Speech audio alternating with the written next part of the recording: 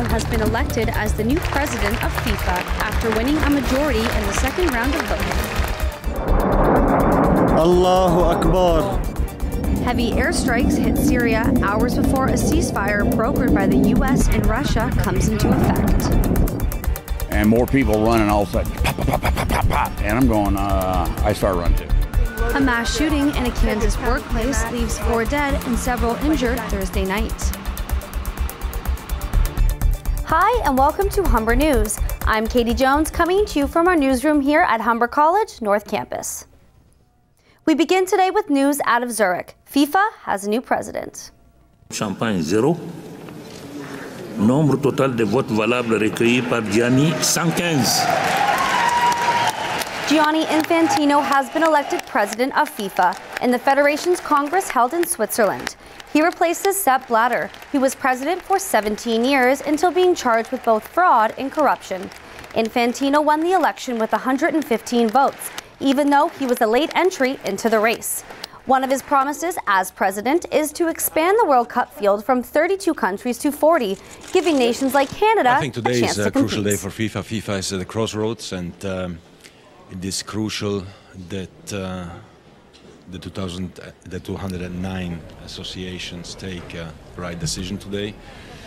It's crucial that the reforms pass. It's crucial that a new strong leader is elected to bring football back to FIFA and FIFA back to football, and that's why I'm here. Infantino will complete Blatter's original term and will remain president until May of 2019. Heavy airstrikes and fighting are bombarding parts of Syria today, just hours before a ceasefire is set to take effect.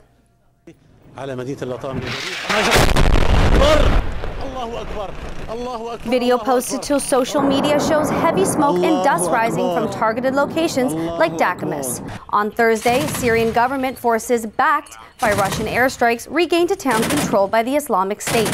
The ceasefire is set to come into effect at midnight local time. It will allow aid groups to deliver humanitarian supplies and services. The ceasefire does not apply to ISIS or the Al-Qaeda-linked Nusra Front terrorist groups. Voting hours in Iran's election have been extended because of a huge voter turnout. This is the first election since last year's nuclear deal, which stopped the country from possessing materials needed to make nuclear bombs. Leading up to today's election, supporters pitted Iran's current president against the conservatives. Iranian President Hassan Rouhani supported last year's nuclear deal, and if elected for a second term, he's expected to lead the Islamic Republic out of diplomatic and economic isolation. The conservatives are more popular in rural areas. They oppose forming relations with countries in the West. Experts say the strong voter turnout could make the results difficult to predict. French authorities say they'll gradually start removing 1,000 people from a refugee camp in Calais. It's 14 years since migrants from across the world settled in the so-called jungle. Migrants live in wooden shacks in Calais' muddy settlement. Authorities say they'll move them out of the state-run shelter. Legal requests to keep the camp open were denied in court yesterday. French officials say they won't force any migrants to leave until they've been housed elsewhere. To Kansas now, where police are saying the gunman who killed 3 and injured 14 in a shooting rampage have been served a restraining order hours before the attack. The shooting took place yesterday at a manufacturing plant in Heston, Kansas, and the gunman has been identified as 38-year-old Cedric Ford. Police say Ford drove around the area and opened fire on several locations before entering the plant. A lone officer who first arrived on the scene killed Ford in a shootout.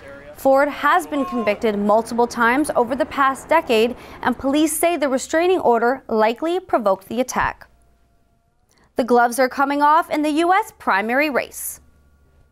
Trump faced a barrage of attacks from Marco Rubio and Ted Cruz at the Republican debate in Texas last night.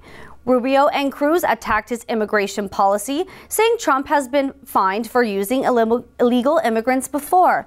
Trump fired back with personal attacks, calling Rubio a choke artist and Cruz a basket case. Next Tuesday is Super Tuesday, where 12 states select their Republican representative. Residents of Lancaster County, Pennsylvania, are working to rebuild their town after a tornado touchdown late Wednesday night. The tornado caused an estimated $8 million in damages, but Lancaster officials say it could have been much worse. About 50 buildings were damaged, and a lot of those were in the Amish community. Amish families from other towns have been coming out to help with the cleanup. No injuries have been reported. Back at home, post-secondary students from low-income families will no longer have to pay for their tuition in Ontario, but smokers will be having to pay more for cigarettes. Those are just two of the changes outlined in Ontario's latest budget, tabled yesterday by Finance Minister Charles Sousa. Wine, gasoline, and tobacco prices are expected to go up. The City of Toronto has struck a deal with outside workers, but negotiations are ongoing for inside workers. It's not just about city jobs, it's about jobs for everyone that deserves a good job in Toronto's community. City workers with Coop Local 79 held a lunchtime protest yesterday. The city has been negotiating for months with its workers, who are calling for their part-time jobs to be more stable. The workers have been without contract since December. Don Getty, the former Alberta premier who helped drive the province through economic slowdown in the 1980s, has died. Getty died early this morning of heart failure at a long-term care center in Edmonton. Born in Westmount, Quebec, Getty moved to Edmonton to pursue his Grey Cup winning football career as a quarterback for the Eskimos. He worked for Imperial Oil and eventually began his own oil company 9 years after moving to Alberta. Getty started his political career in 1985, just as energy prices plummeted, and he stayed in office until 1992. He leaves behind his wife Margaret and 4 sons. Canada has confirmed 14 cases of the Zika virus. Public Health Authority of Canada says the latest case is in Saskatchewan. The virus has also been confirmed in Ontario, Alberta, and British Columbia. Health officials say the cases are travel-related and that mosquitoes are the reason Zika is being transmitted, but they can't survive in Canada. They are warning Canadians to be cautious when traveling to affected areas. When we come back, we'll tell you what's happening in the world of sports, and Ryan Durgee will have your 3-day forecast.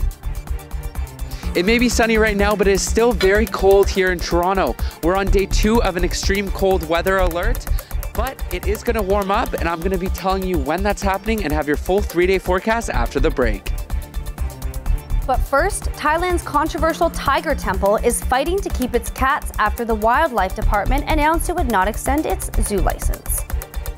The Buddhist temple has received worldwide attention after being investigated for mistreatment, illegal breeding, and potential links to wildlife trafficking. A total of 10 tigers have been taken to conservations by Thailand's Department of Wildlife, though volunteers from the temple say the government will struggle to properly care for the animals. Sitting in these small cages for a very long period of time. Funding in Thailand for everything is very difficult. The temple has denied claims of trafficking, and tourists say the tigers should stay put as long as they're being treated well and properly cared for. And before we take a short break, we'll leave you with this. Death Valley National Park is blossoming with life. California's Death Valley is experiencing a rare super bloom of wildflowers. A burst of flowers like this only happens about once a decade, and now it has completely transformed the dead landscape into a floral paradise. Death Valley is known for its scorching hot temperatures.